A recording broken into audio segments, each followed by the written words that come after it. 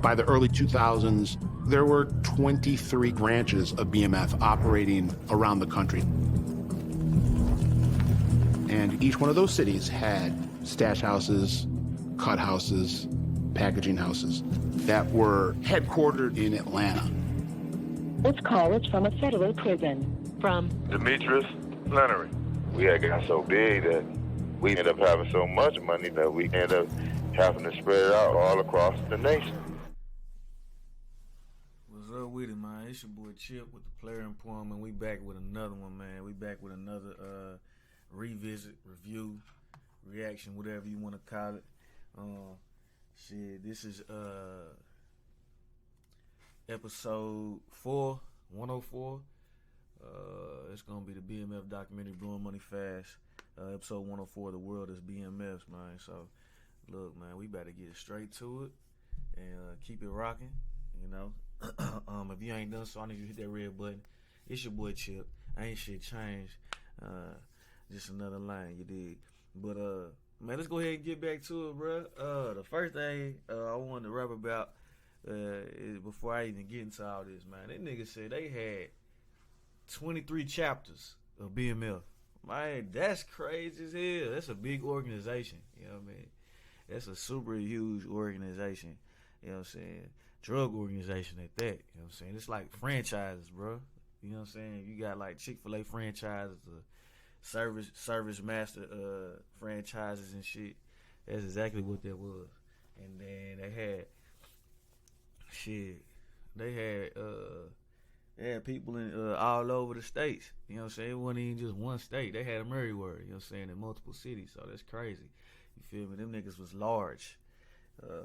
So that is definitely some just mind-boggling stuff, you know what I'm saying, for some little niggas to be coming from Detroit, poor as hell, holy shoes, you know what I'm saying? Y'all can't even cook Christmas dinner. Y'all cooking Christmas dinner off a hot plate to having 23 franchises of the company that you done built, you know what I'm saying, all over the country, which that is definitely amazing and shows some sort of gumption and tenacity. But, bro, this is the part of the chapter where shit, you know what I'm saying, Big Meech's sins started catching up with him, you know what I'm saying?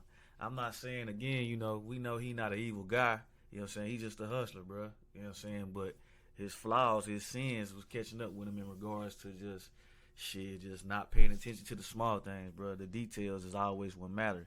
And that nigga was being real careless, you know what I'm saying, where he was real, like, on point with a lot of shit. He was real careless on a lot of stuff, and his biggest flaw came back to bite him in the ass. And that is just being on the front line, bro. You know what I'm saying? You can be on the front line, but, like, how you are, like, as a boss, you know what I'm saying? Again, we speak on it pretty much in every episode. You know, as a boss, you can't be on the front lines all the time. You know what I mean? You start off on the front lines, but you really got to get that pad and insulation between you, and you got to really kind of just, like, this part right here, like, this is what I do business-wise. Like, bro, I'm like a consigliere to companies, like, do a lot of consulting and shit. But this is when you hire motherfuckers that have opinions, outside opinions of how to run your organization. And that nigga wasn't gonna listen to his brother. He loved his brother, but it's also his baby brother. You know what I'm saying? His business partner. So when a motherfucker think they know everything, they not gonna listen to your siblings. This shit happened today. My siblings don't listen to me. And, you know, shit, I'm wise. Yeah, I done been through a lot of shit that them niggas ain't even, you know what I mean, or they going through, or they ain't gonna go through. You know what I'm saying? But when it comes to your sibling or just somebody that's close to your best friend or what have you, you know what I mean, a dumbass ain't gonna listen. A lot of niggas just ain't gonna listen just because it's you. You know what I'm saying? But when you get that outside source, that consultant to come in and be like, look, nigga, this is where you losing money at. This is where you can, you know, boost up some marketing advertisement. It's where you losing performance shit on right here. You know what I'm saying? This nigga's costing you money. You know, shit like that, bro. That's when you bring in that outside person to kind of like tighten up your organization and then tell you where you stepping wrong. You know what I'm saying? And I feel like this is one of the mishaps and shit, but being on the front line is definitely something I would have pointed out, bro. I'm like, dog, as much as you want to do this shit, nigga, if you want to stay out of jail, which I'm pretty sure niggas talked to this nigga, he just didn't give a fuck. Shit, and this shit ultimately started the downfall of BMF, really. You know what I'm saying? I was doing some numbers and shit, bro. This nigga was in the game over 18 years. That's a long reign, especially a nigga that got the country on lock. So it's 2003, and that nigga got the Cali and really became the super plug in 1997. You know what I'm saying? That's 6 years of really being the super plug. That's a long ass time, homie. You know what I'm saying? And I feel like I said, you just gotta start making pivots, bro. Like every part in your decision, like every 6 months, every part in your business, every quarter, you really need to be looking at how your business is being ran and shit. But yeah, like I said, this started the downfall of BMF, and this is the part that I really just don't get, that niggas don't get. You see all these movies and people come before you, like what make them fail, and then here you go, you make the same mistakes. You know what I'm saying? But in the same breath, even though this is part of the downfall and this nigga made the same mistakes, this nigga is extremely influential, you know what I mean, to our culture.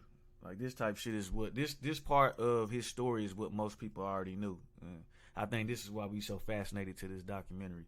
I feel like he was living a real movie, bro. Like this shit really could be. It's a TV series, but like this is some shit we actually watch on movies and shit. You know what I'm saying? And a lot of us really probably do the same thing. Like we live movie lifestyles and shit, but it's just his is just different.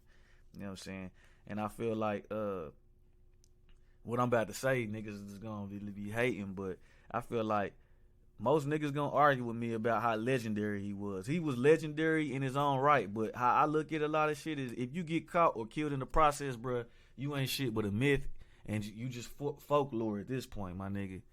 You know what I'm saying? You a myth and folklore, you know what I'm saying? Because, again, yeah, the shit that he did was legendary, but is he really legendary, nigga? Nah, he's a myth. You know what I'm saying?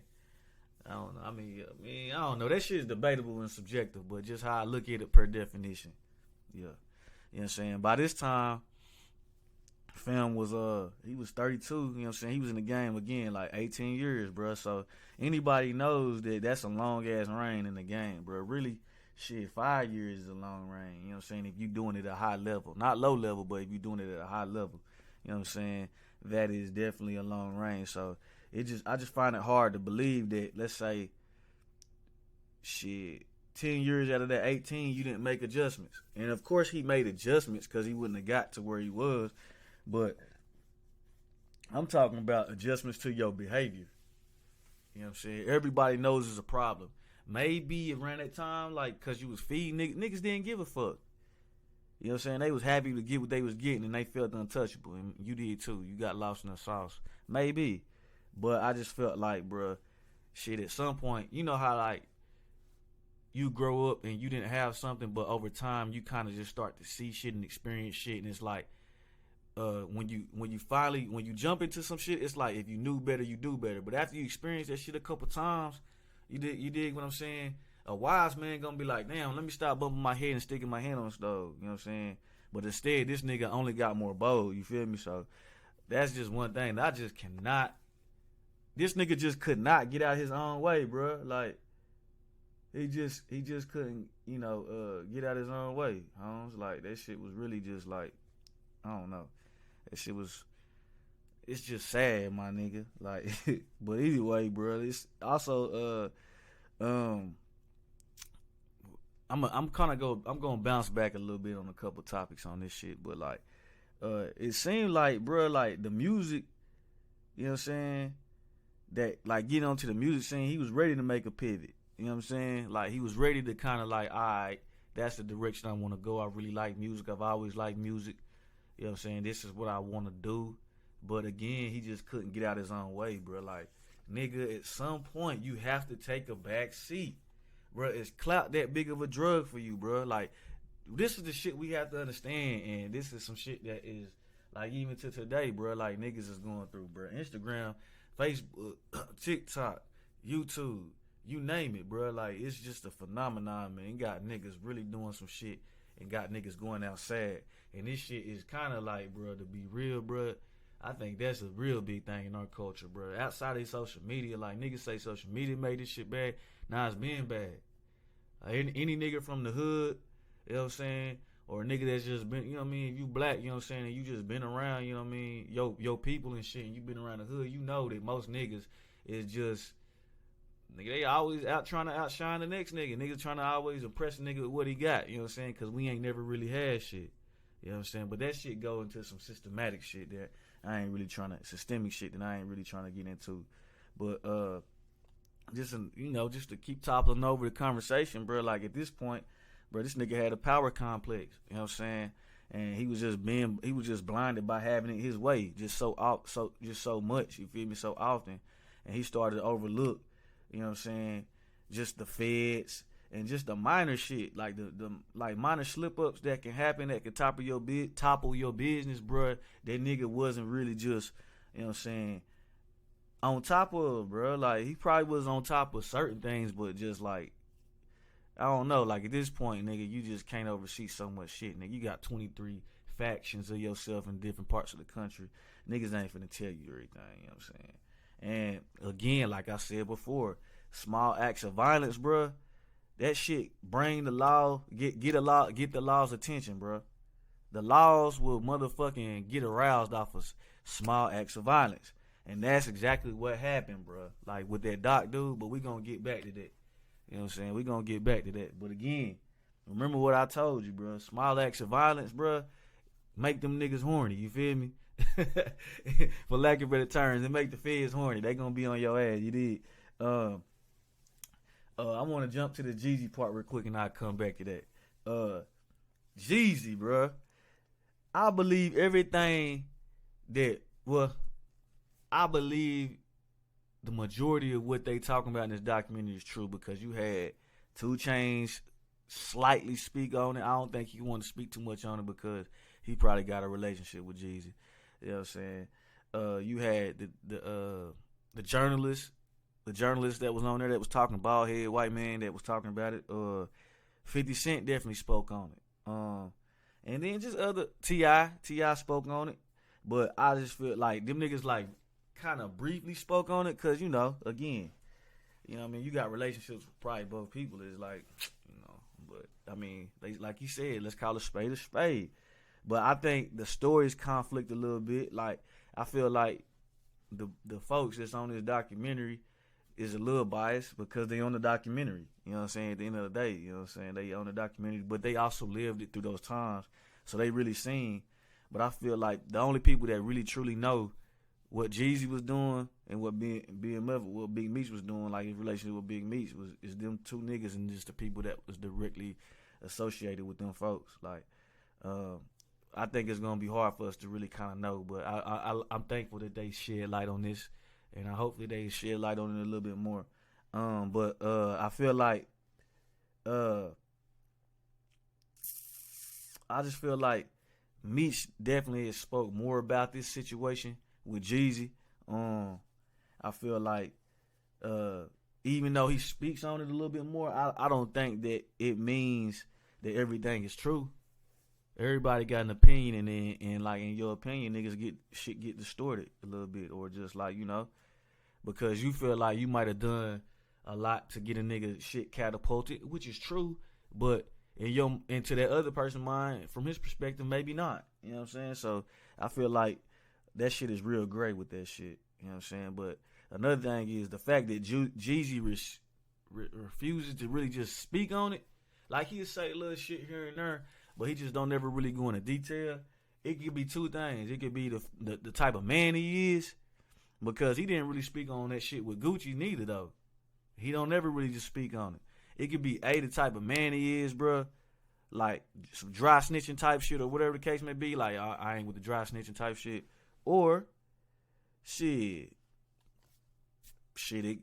might not want to say some shit that could kind of like, you know what I'm saying, just like, what's the word I'm looking for? Fuck it. I don't know. He just probably don't want to say some shit that might like put a little like flaw on his story and make him not seem as credible and shit. But I don't know, bro. Like, this shit is that shit sticky. Like I said, them 2 niggas know, and the people that was directly associated with them niggas. So I'm gonna push on from that.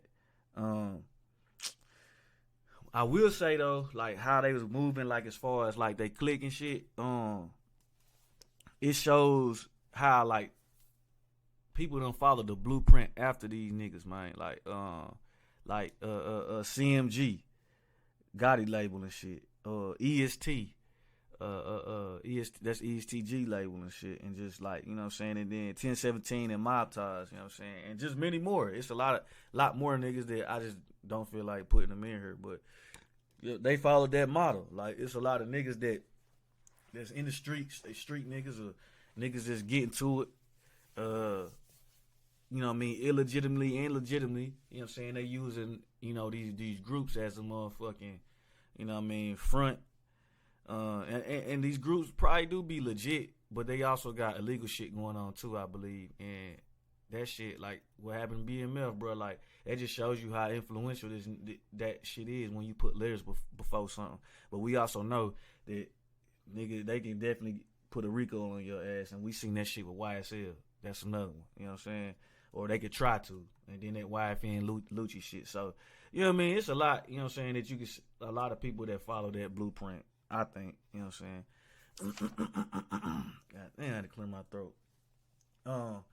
Man, this one ain't gonna be as long as the other ones, but it's still pretty, you know what I mean, decently timed. So, but again, I told y'all this nigga Meech couldn't get out his own way, bruh. Just like, I'm like, damn, cuz, like, you really just, even though they probably caught Terry on the wire, bruh, like, with you being so flashy, bruh, none of this shit would have happened. Yeah, they caught your brother on the wire, but my nigga, if you wasn't doing this dumbass shit and just being like how you was, and you know, we wouldn't even be at this point right now. You probably wouldn't even be in jail. Actually, he probably would, because this nigga kept on, he's wanting to fuck with the drugs. Like, I don't know, bro. This shit wild. But I'm gonna double back on that shit I was talking about with the nerdy car salesman nigga. No disrespect, but you know what I'm trying to say. You know what I'm saying? I feel like, again, Doc, he wasn't wrong, bro, for doing what he did. You know what I'm saying? Like, he was defending himself. You had an intruder, you know what I'm saying? You popped his ass, and you got him out of there like you supposed to do. That's what you're supposed to do when somebody come in your home. But this is my issue with that. Like I told you, bro, hot shit fucked the money up. Bodies bring police. That's what we gonna say. BBP. Remember that. Bodies bring police, bro. That shit aroused them niggas. You feel me? So, you know what I'm saying? For him to handle his business, he did what he's supposed to do to protect himself. You know what I'm saying? But he fucked up. One, because that shit was definitely an inside job. Somebody knew where you was keeping your money. They got the drop on you, and they knew it was in the set. Come on, my nigga. Come on, bro. That was an inside job. But that's part of what I was saying earlier, bro. You can't control everything like when your organization get that big, bro. That shit just too big, bro. But anyway, that shit always gonna fall back on you. And look what this one little nugget did to this nigga. But I think another thing, like I said, where he fucked up was this nigga kept all the records and large sums of cash in his house. We all know if you in the streets, my nigga, don't keep it where you sleep at. You know what I'm saying? I know, you feel me? I feel like you should keep cash on hand for sure, bro. Like large amounts of cash, okay, you can. I feel like you could. Shit, if it was me, I'd keep it, you know, what I felt comfortable with keeping in my house, cash wise. But documents, nigga. The documents, and they found a brick of cocaine, cuz. That's the dumb shit. Bro, you can't keep all that shit together. Then you pop the nigga, bro. Bruh, so if you let me just think. He probably wasn't thinking, but nigga, you shot a nigga and you kept the cocaine where they could find him. Why not put that motherfucker in the doghouse in the backyard or something? I don't know. You know what I'm saying? Something where them niggas ain't gonna search. You feel me? Or climb on top of your roof and put it next to the chimney and put like something over where, you know what I'm saying, could blend. Something, nigga. Like, that was some dumb shit. I don't know. But again, keeping that shit in your house where you got, let's say, a couple $250,000 in the crib, a brick of cocaine, and the records that's showing that these niggas is doing what they doing, and you laundering money. That shit dumb as fuck. And they definitely should have. If he wouldn't have been on the investigation, I definitely would have had to. I ain't gonna say I was gonna knock that nigga because, you know, hot shit fucked the money up, but we was definitely gonna have a talk because that shit's stupid. You know what I'm saying? That shit was something that, you know, like, was a domino effect. And then one other thing I'm about to leave y'all with is that, you know what I'm saying, a lot of times, you know what I mean, you the main reason of your fuck up, your downfall. 80% is you, 20% is something else. Whether it's another person or just something, just another variable in the equation. But 80% of your fuck ups, you know what I'm saying, that bring your empire down is gonna be you, my nigga. And let's just keep it like that. You know what I'm saying? And again, if this nigga would have been more like, I ain't gonna say micromanaging, but just more attentive to the shit that he's supposed to be attentive to. And you, like, again, you got 23 locations, over 400 members. It's hard for you to kind of, you know what I'm saying, you know, be over that shit. That's why you got a lot of niggas that you trust that's over your shit. That's why it was hard for them to get shit out of y'all, because y'all airtight. But in the same breath, my nigga, if you ain't so distracted with trying to party and fuck hoes all the time and all this other shit, we not even at this point. Because we more insulated than them niggas think. Because y'all was already insulated, but y'all could have been more insulated. But you had one major distraction, you know what I'm saying? 80% is you, 20% is something else, you know what I'm saying? And then, the last thing I'm about to end this shit, I can't believe this nigga put up billboards around the city. That is top level dumbassery, my nigga. Top level, bro. You know what I'm saying? Like, I'm going, like, the whole time I've been, you know what I mean, like, you know, proud of this nigga, you know what I'm saying, for doing what he did. You know what I'm saying? Like, just something from nothing, rags to riches, you know what I'm saying? And, you know, just being who he is, like, just, like, got that crazy work ethic, but in the same breath, like, nigga, 10 steps forward and then you take 30 steps back by doing some dumbass shit like this. Like, that shit just, that's mind-boggling, my nigga. But either way, it's your boy Chip with the Player Employment. If you like this type of content, my nigga, I need y'all to hit that red button, hit the like, and maybe even hit the bell. Share it for your folk so they can get it too, you know what I'm saying? Share it to your people, you know what I mean? You know what I mean? Outlet. But y'all stay smooth, man. Keep it P, man. Just holler at me because I'm definitely going to be dropping something else soon.